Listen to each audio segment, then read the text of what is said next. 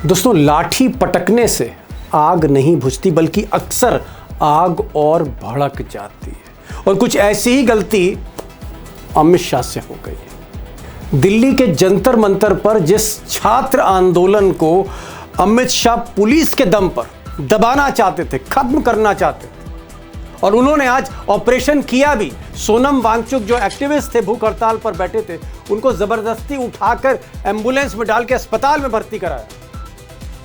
और अमित शाह को लगा वर्क इज फिनिश्ड। लेकिन दोस्तों, हुआ क्या? एक्चुअल में धीरे धीरे, बल्कि हर घंटे जंतर मंतर पर भीड़ बढ़ती चली गई, और शाम होते होते वहां पर भीड़ 10 गुना ज्यादा हो गई। यानी कुल मिलाकर शाह का जो दांव था पूरी तरह उल्टा पड़ गया। अब दोस्तों, आप कहेंगे कि सोनम वांगचुक तो साहब 20-21 दिन से भूख हड़ताल पर बैठे हैं, और ये जो छात्रों का आंदोलन है, जहां धर्मेंद्र प्रधान शिक्षा मंत्री का इस्तीफा मांगा जा रहा है, ये आंदोलन तो साहब 4 हफ्तों से चल रहा है। तो अचानक मोदी शाह की आंखें कैसे खुली? अचानक एक्शन क्यों कर दिया? अचानक सरकार हरकत में कैसे आ गई? अब इसके पीछे दोस्तों जो राज है वो यही है कि 20 तारीख से, 20 जुलाई से, यानी 2 दिन बाद, मंडे से मॉनसून सत्र, संसद का मॉनसून सत्र शुरू हो रहा है।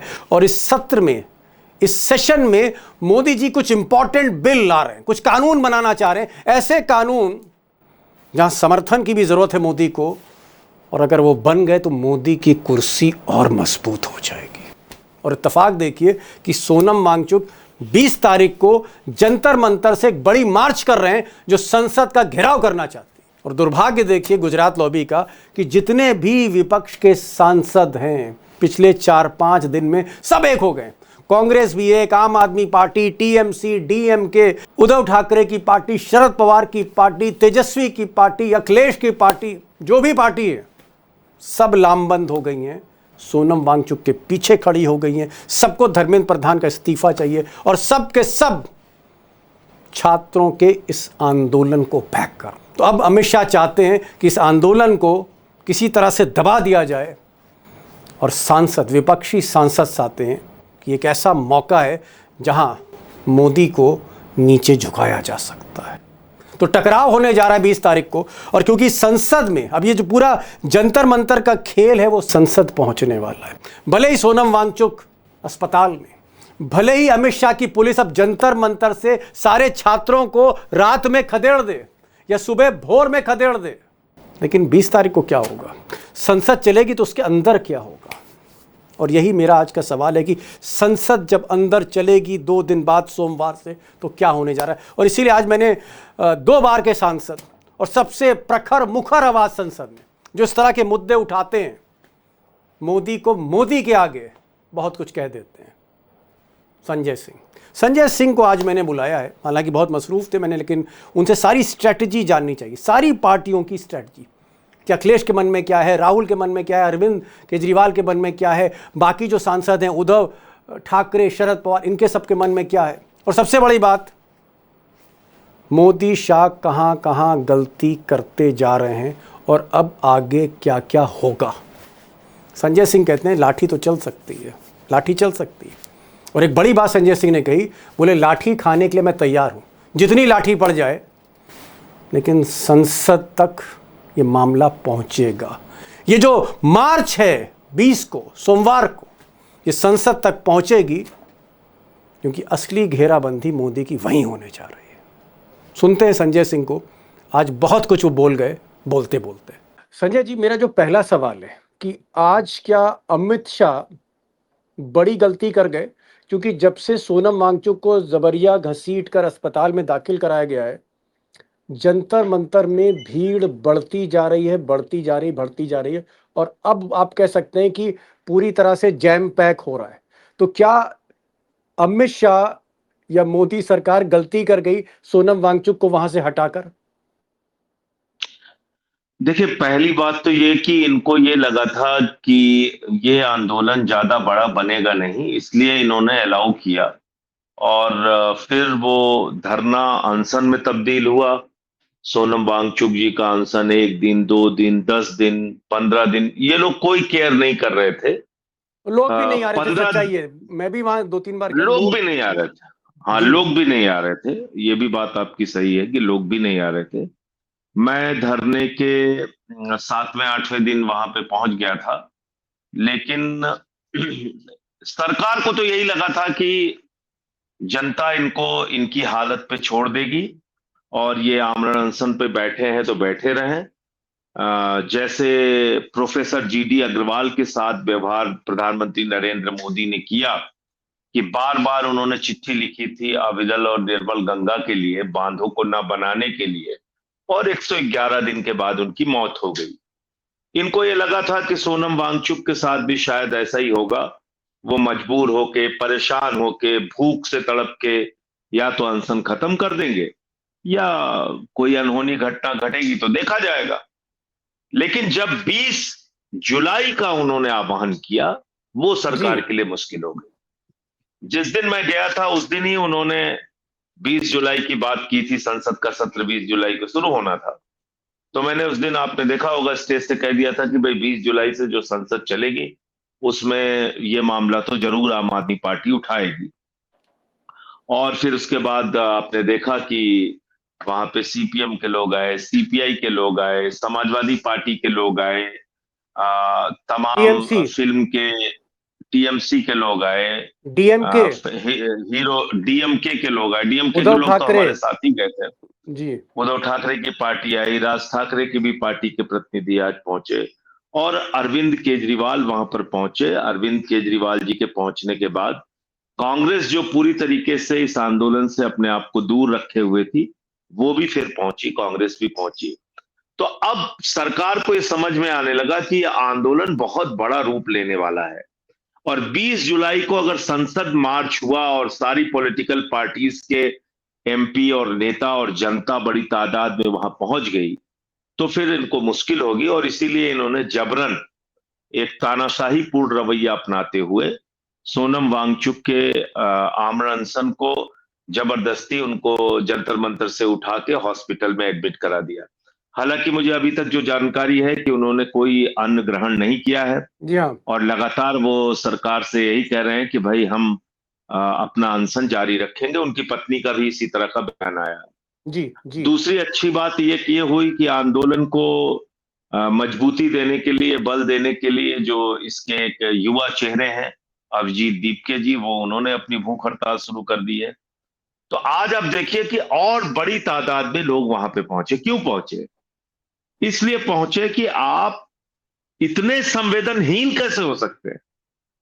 ब्राजील के फुटबॉलर के लिए ट्वीट करने के लिए आपके पास टाइम है, फिल्म के अभिनेताओं से मिलने के लिए आपके पास टाइम है, प्रधानमंत्री मेलोनी के साथ फोटो मेलोडी की डाल के, चॉकलेट डाल के नौटंकी करने की पूरी आपको विधा मालूम है, पूरा तरीका मालूम है, कैसे ड्रामा होता है, कैसे ही की होता है।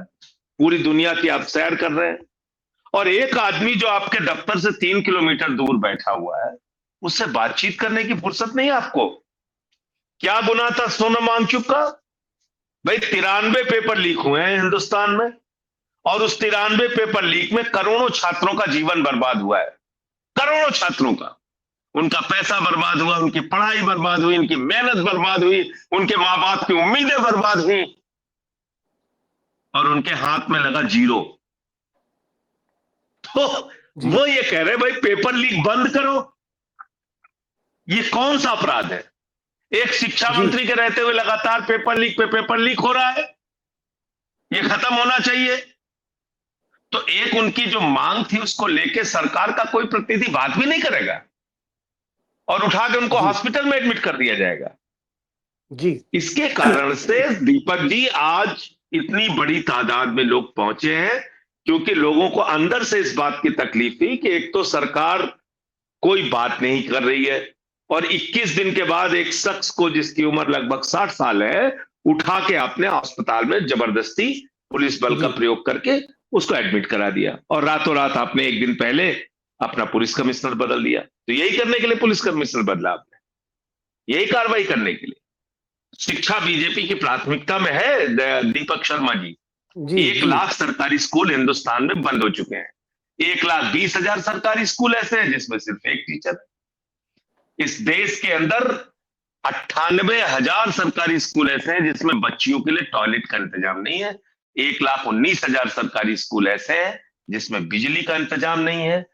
बच्चों के छत सर के स्कूल की छत गिर जाती है और वो मर जाते हैं। ऐसी घटनाएं राजस्थान में, उत्तर प्रदेश में कई जगहों पे हुई। यूपी के अंदर 56,000 सरकारी स्कूल बंद हो चुके हैं। और हमारे यहाँ देखने को क्या मिलता है? जी मेडिकल संजय जी। कॉलेज बंद होने पर बीजेपी वाले लड्डू बांटते हैं सर। जम्मू के अंदर जी मेडिकल कॉलेज बंद करा के अभी ये समझ चौहान गया। विश्वविद्यालय गिरा के लड्डू बांटने वाले हैं। तो इनकी जी प्राथमिकता में शिक्षा है नहीं। मोदी का नारा है अनपढ़ रहेगा इंडिया, तभी तो अंधभक्त बनेगा इंडिया। तो इनको अंधभक्त बनाना है।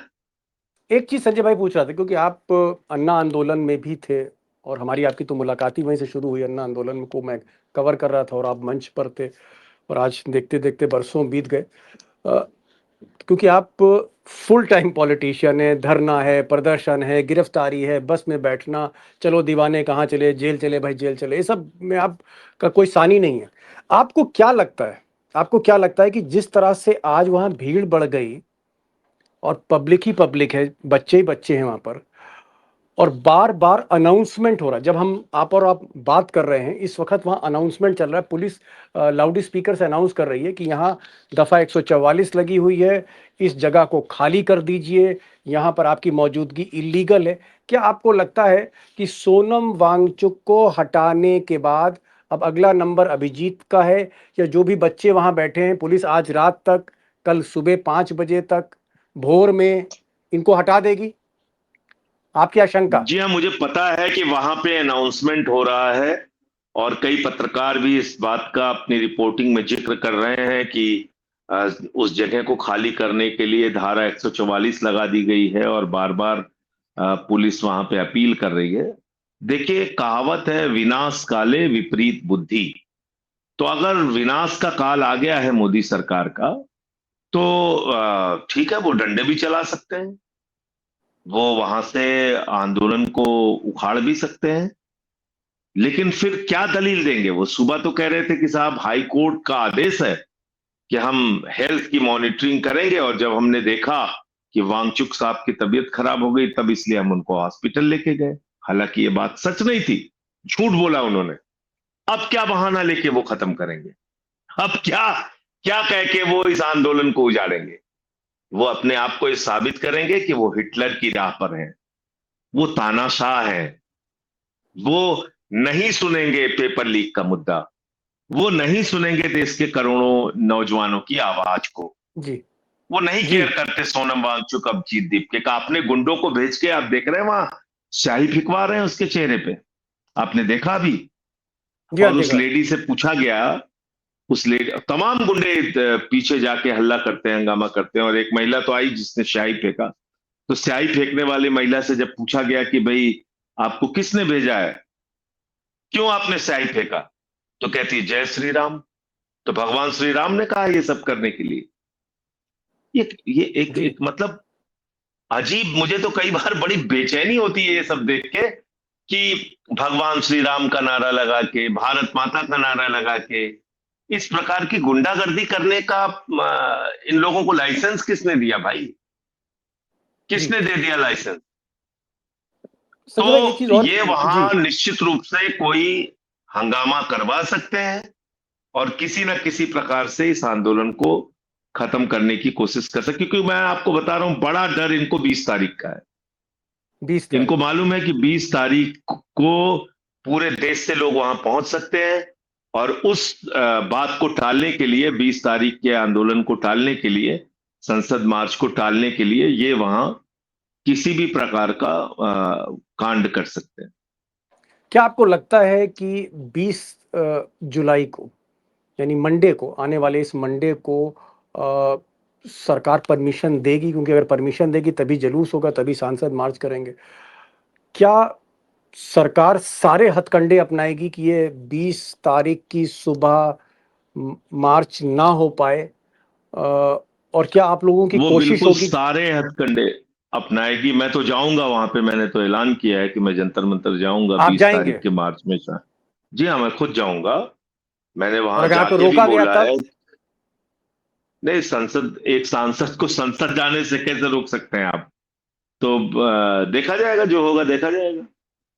नहीं, हम आपको तो क्या लग कई रहा है कि बार इन्होंने नहीं? लाठियां भी खा चुके हैं, घसीटे भी गए हैं, मारे भी गए हैं, मुकदमा भी लिखवा चुके हैं।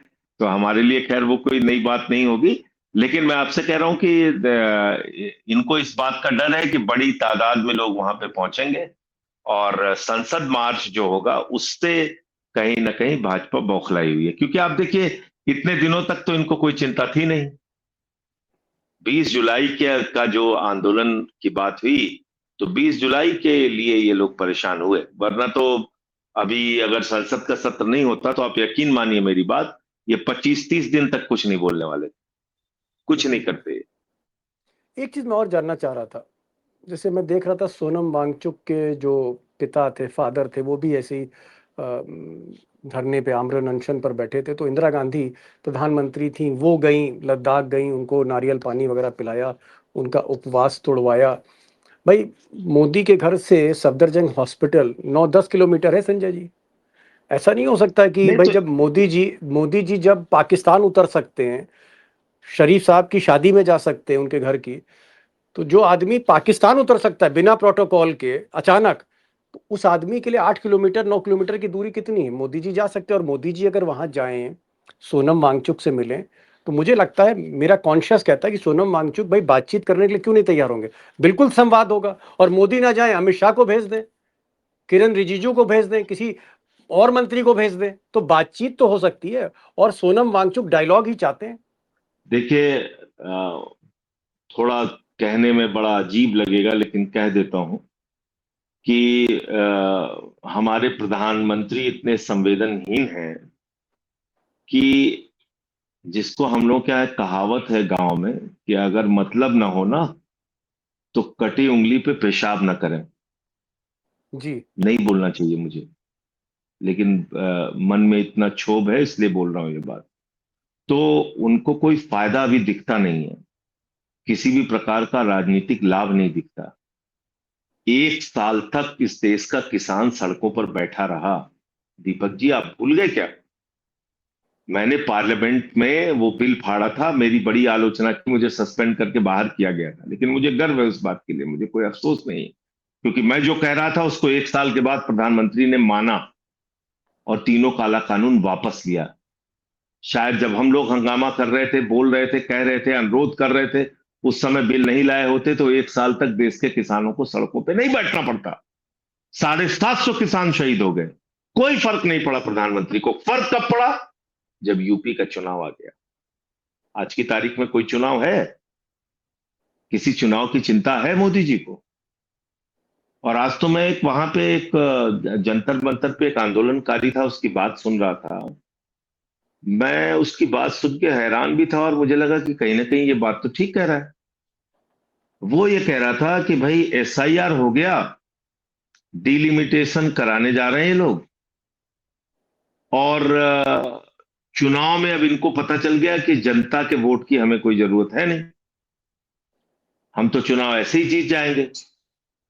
तो जनता कोई भी मांग करती रहे, सड़कों पे बैठी रहे, नारे लगाती रहे, अनशन करती रहे, अपनी जान देती रहे, क्यों बात करनी है इनसे?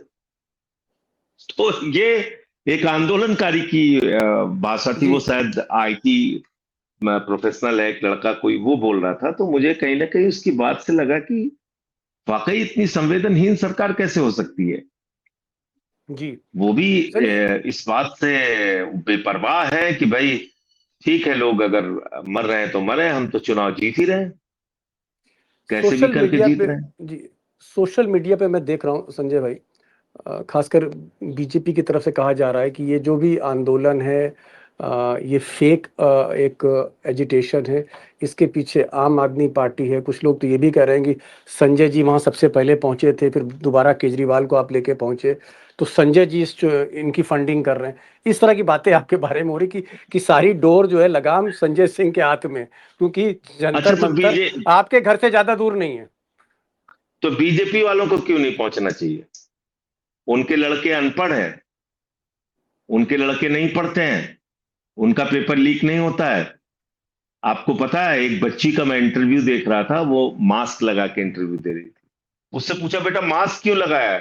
बोले मेरे पिताजी बीजेपी के नेता हैं, लेकिन मैं इस आंदोलन को सपोर्ट करने के लिए आया हूं। अपने घरों में अगर बच्चों से पूछेंगे ना ये बीजेपी के लोग, तो रो रो के इनके बच्चे कहेंगे पिताजी आप जाइए आंदोलन में। अगर अपनी पत्नियों से पूछेंगे तो कई बेलना लेके दौड़ाएंगी अपने पति को कि एक आदमी मर रहा है, तुम अभी तक गए नहीं, नेतागिरी कर रहे हो। और बात करते हैं आम आदमी पार्टी की। हम एक संवेदनशील राजनीतिक दल हैं, ऐसे मसले पे जाना चाहिए, लोगों की आवाज उठानी चाहिए। हमने किसानों के साथ भी खड़े होकर वो मजबूती दिखाई थी, इस आंदोलन के साथ भी हम खड़े हैं। और एक राजनीतिक दल का मतलब क्या है? क्या कहते हैं लोग नेताओं के बारे में? अरे नेता बड़े संवेदनहीन होते हैं, किसी की सुनते नहीं, कहीं आते जाते नहीं। हम जा रहे हैं तो हम गुनाह कर रहे हैं, हम सपोर्ट कर रहे हैं तो हम गुनाह कर रहे हैं। प्रधानमंत्री क्यों नहीं जा रहे हैं? प्रधानमंत्री चले जाए ना, उनके मुद्दों का समाधान कर दें। नहीं, वो कह रहे हैं संजय कि सिंह साहब को जाने की जरूरत क्या पड़ेगी? नहीं, वो आप कह रहे मुझे बताइए दीपक जी, 20 लोग मर गए, 20 बच्चे मर गए, 20 बच्चे बच्चियां मर गए, और अभी भी यही राजनीति की जा रही है कि इसमें आम आदमी पार्टी है, इसमें फलाना पार्टी है, इसमें दिमागा पार्टी है। क्यों नहीं गए 20 बच्चों के मरने के बाद? क्यों नहीं आपने उनकी बात सुनी? शर्म नहीं आती इन लोगों को? नहीं, तो लेफ्ट एक पार्टी तो भारत स्टेज का पे बैठी नागरिक है होने के नाते भी, जी। हाँ बिल्कुल, सीपीआई एमएल के लोग भी गए, दीपांकर भट्टाचार्य जी भी वहां पे गए, नहीं, वो लोग तो धरने पे ही बैठे हुए हैं आयशा के नेहा बैठी हुई है, मनीष बैठे जी हुए हैं, जी। तमाम। एक दानिश लड़की थी, वो बेचारी हॉस्पिटलाइज हुई नहीं, मैंने तो 13 दिन देखिए के बाद। संजय भाई, संजय जी, मैंने तो सवाल इसलिए पूछा क्योंकि मैं सोशल मीडिया पे लोग कह देखिए, रहे हैं कि साहब कॉकरोच पार्टी जो है संजय सिंह की दिमाग की उपज है, इस तरह की बातें होने लगी, तो मैंने मैं कहा कह कि रहा भाई हूं उनको जो आपसे कह रहे पूछ हैं लो। कहने दीजिए आप। मैं कह रहा हूं जो भी वो लोग कहना चाहते हैं कहें। मैं एक दूसरा सवाल पूछ रहा हूं, दुनिया की सबसे बड़ी पार्टी, 12-13 साल से इस देश के ऊपर राज करने वाली पार्टी, वो पार्टी क्यों नहीं जा रही है? उसकी जिम्मेदारी नहीं है, वो सिर्फ मलाई काटने के लिए है। 20-20 बच्चे नीट के पेपर लीक के कारण मर गए, देश के प्रधानमंत्री बात नहीं करेंगे उन लोगों से? अच्छा, अगर वो चले गए होते और इन मुद्दों का समाधान कर देते, किसी राजनीतिक दल को वहां जाने की क्या जरूरत पड़ती? कोई जाता वहां पे? हम लोग भी जाते तो 4 बात लोग हमें कहते हैं, अरे भाई प्रधानमंत्री तो सुन रहा है यार इनकी बात, तुम कहां जाके वहां नेतागिरी कर रहे हो फर्जी? तो ऐसा तो नहीं हुआ ना कि प्रधानमंत्री ने इनसे बात की हो, या इनके किसी मंत्री ने इनसे बातचीत की हो। मंत्री छोड़ दीजिए, इनके किसी जिम्मेदार अधिकारी ने इनसे बातचीत की हो। अब बता दीजिए क्या हुआ 20-21 दिन में? और संजय सिंह चले गए तो बड़ा पाप कर दिया, अरविंद केजरीवाल चले गए तो बहुत गुनाह कर दिया, दूसरी राजनीतिक दलों के नेता वहां पे चले गए तो अरे रे ये तो राजनीति हो गई। वाह भाई वाह, सरकार में आप हो, राजनीतिक तरीके से आप चुने गए हो, वोट लेके आप नेता बने हो, मंत्री बने हो, प्रधानमंत्री बने हो, तो पेपर लीक होना एक राजनीतिक मुद्दा है, उसका समाधान जी आपको करना पड़ेगा। और अगर जी आप उसका समाधान नहीं करेंगे तो जो भी संवेदनशील व्यक्ति होगा वो बोलेगा, जिसको लगता है कि जी। हाँ इन नौजवानों की आवाज में आवाज मिलानी चाहिए, वो बोलेगा। तो संजय भाई इसलिए छोड़ दीजिए वो क्या कहते हैं। एक आखिरी सवाल कर रहा हूँ, क्योंकि आप भी अब 2 बार के सांसद हैं और देश की राजनीति को देख रहे हैं, नरेंद्र मोदी को भी देख रहे हैं, सिस्टम देख रहे हैं, इसका हल क्या है? एक एक्सपीरियंस्ड पॉलिटिशियन से अगर मैं पूछूं कि भाई इसका तोड़ क्या है, बच्चे बैठे हुए हैं 20-20 दिन से, इसका हल क्या है? क्या इसका हल हो सकता है?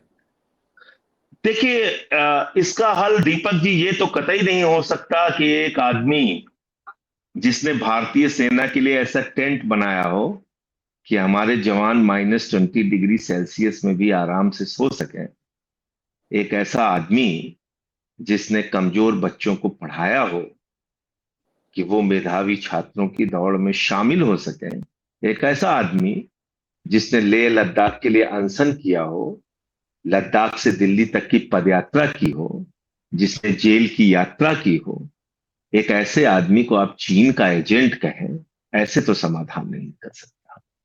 देशद्रोही कहें, बांग्लादेश के प्रधानमंत्री के साथ उसकी तस्वीरें निकाल कर उसको बदनाम करें, और वो पाकिस्तान की यात्रा पे जाके उसने कोई गुनाह किया है ऐसा प्रचारित करें, ऐसे तो समाधान नहीं कर। ये तो आप वही तरीका अपना रहे हैं जो आपने किसानों के साथ किया, उनको भी खालिस्तानी, पाकिस्तानी, देशद्रोही किया। आप बातचीत तो कीजिए। सोनम वांगचुक जैसे व्यक्ति से, जो इतना सुलझा हुआ व्यक्ति कि वो मोदी जी की भी तारीफ करते थे एक जमाने में, आपको पता होगा। जी। तो मोदी जी की भी वो तारीफ करते थे। उनको बड़ी उम्मीद थी कि 6 शेड्यूल मिलेगा उनको लद्दाख के लिए, नहीं मिला। तो एक सुलझे हुए व्यक्ति है, उनसे कोई बातचीत तो करें। आप बातचीत करने की को कैसे खारिज कर सकते हैं? आप खुद सोचिए इस बात पे। संसद में मुद्दा उठने जा रहा है, आपको लग रहा है अगर ये 20 तारीख को अगर लाठी वाठी चलती है, संजय भाई, एक आध लाठी आपको भी सूखा संजय पड़ सिंह जाए? के अंदर तो जितनी ताकत है, मैं दावे के साथ कह सकता हूं कि मैं तो उठाऊंगा। और मैंने 267 का नोटिस भी दे दिया है कि इस पे चर्चा कराई जाए। लेकिन लोग कह रहे हैं लाठी चलेगी 20 को, संजय भाई। तो लाठी लाठी कौन सी नई चीज है हमारे लिए? तो कई बार लाठी खा चुके हैं। चलिए। लाठी खा चुके हैं, जेल जा चुके हैं, मुकदमा लिखो। 65-70 मुकदमे हो गए पूरे हिंदुस्तान मेरे खिलाफ। चलिए। जी जी। तो संजय। जिस रास्ते को चुना है, किसी डॉक्टर ने थोड़ी बताया था राजनीति करने को। चलिए। 94 से संजय कर रहा सिंह। हूं, जी 32 जी। साल हो गए। संजय जी 2 बार के सांसद और सबसे ज्यादा धारा प्रभा मुकर प्रखर आवाज है संसद के अंदर।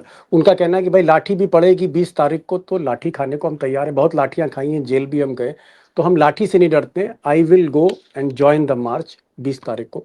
दूसरी तरफ संजय सिंह ये भी आशंका व्यक्त कर रहे हैं कि भाई ऐसा ना हो जाए कि आज रात में या कल सुबह तक इन बच्चों को वहां से खदेड़ दे पुलिस। लेकिन अगर खदेड़ भी देती है, नामो निशान मिटा देती है उस स्थल का, तो भी यात्रा होगी और इसकी गूंज संसद में भी होगी। उस संसद के सत्र में जहां मोदी कई पार्टियां तोड़ चुके हैं, 2/3 बहुमत के लिए इस वक्त एकदम जुनून में है और सारी हदें तोड़ रहे हैं, कुछ बिल लाना चाह रहे हैं, पास कराना चाह रहे हैं, और उसमें खलल डालने के लिए संजय सिंह तैयार है। वैसे भी मोदी जी जब भी कोई पौधा लगाते हैं तो मट्ठा जरूर डालते हैं संजय सिंह, ये इनकी आदत रही। शुक्रिया भाई, बहुत बहुत संजय सिंह, आप जुड़े हमसे हमारे नमस्कार। प्रोग्राम में, खुलकर बातें हुई। Thank you so much, thank you so much, thank you so much.